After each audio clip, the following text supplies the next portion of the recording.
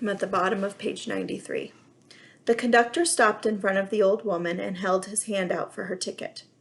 "Where are we headed to today, Auntie?" he said. The old woman murmured something in reply.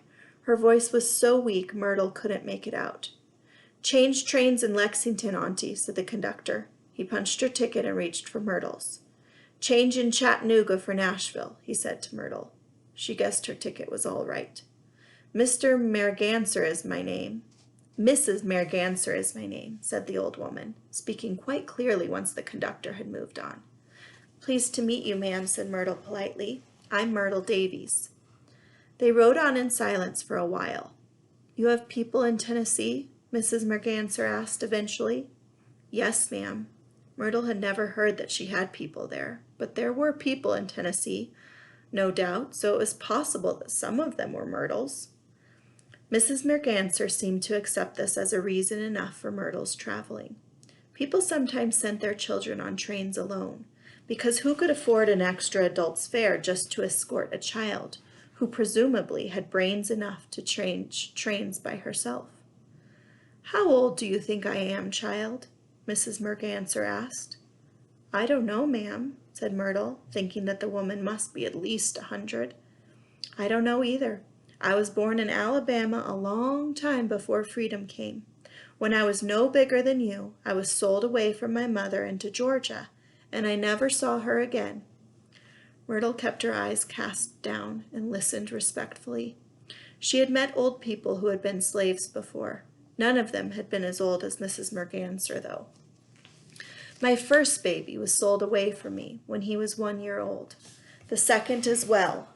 Then my mother died and left me, and left me to his brother in his will, along with some cows and a horse." Myrtle heard the sarcasm in the old woman's voice. "But my husband he left to another brother, so I lost him too." "Do you want an apple?"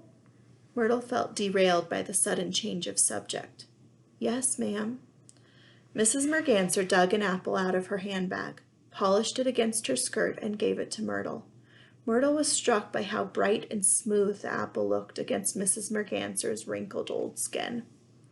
Myrtle savored the first bite of apple, crushing it between her teeth and letting the cider run over her tongue. Mrs. Merganser went on. "After freedom, I searched for my first 2 children, but I never found them. I didn't look for my first husband because by that time I was married again." Mrs. Merganser looked at Myrtle sharply, as though daring her to say anything. Myrtle said, "Yes, ma'am." "Nowadays they'd call that bigamy." She shook her finger at Myrtle. "You can't marry another husband unless you divorce the first one or he dies. But back then it didn't matter. Colored folk marrying didn't matter any more than dogs or cattle marrying in the eyes of the law." Myrtle wiped apple juice from her chin with her sleeve. Mrs. Merganser shook her head disapprovingly and handed her a handkerchief. "I had 8 children before freedom and 4 after," she went on, "and only 3 are alive today, not counting the 2 I don't know about."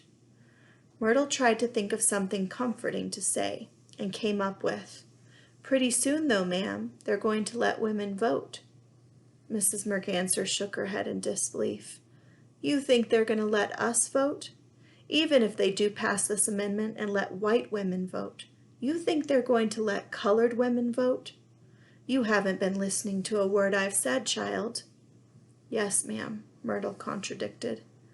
"You don't know much, child. I've just been telling you how I was sold and willed and bartered about like so much livestock, and you've got it in your head that white folks are going to let me vote?" Myrtle said nothing. To say "yes, ma'am" again would, she felt, be pushing her luck. "I guess you don't know," said Mrs. Merganser, "that these white people talked about amending this amendment of theirs. They talked about fixing it to say that white women could vote and colored women couldn't. They said that would make it easier to get the amendment passed. And I'll tell you something." "Ma'am?" "These white people were right. If they could have fixed that amendment to leave out colored women, it would have passed a long time ago." "Yes, ma'am," said Myrtle. She didn't know if what Mrs. Merganser said about the amendment was true. She hadn't paid very close attention to the news stories about it. But she did know one thing. I'm going to vote, ma'am, when I grow up.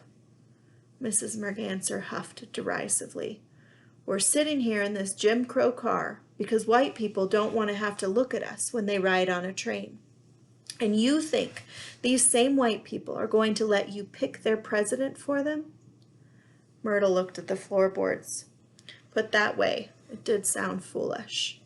And if you live in Washington, D.C., Mrs. Merganser added, you can't vote anyway, man, woman, or child, white or colored. Then I won't live in Washington, said Myrtle. I think you must be the most stubborn child ever born, said Mrs. Merganser. Yes, ma'am, said Myrtle. Glad they'd gotten that straight. I love Myrtle's sense of humor, and I love how strong and proud of a person that she is.